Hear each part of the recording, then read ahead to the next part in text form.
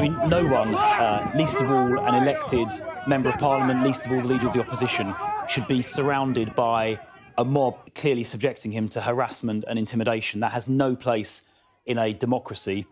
And I think all of us across the political spectrum should unreservedly condemn what we saw there. I think the police made a couple of arrests, which I'm glad to hear.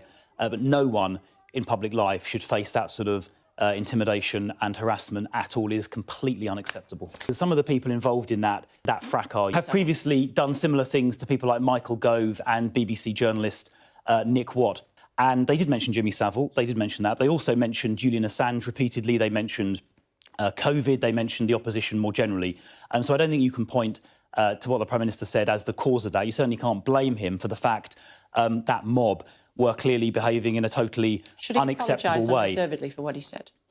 Well, I think what the Prime Minister has done already last week is clarified what he meant. It explains that he wasn't suggesting that Keir Starmer personally, individually took the decision on the Jimmy Savile prosecution.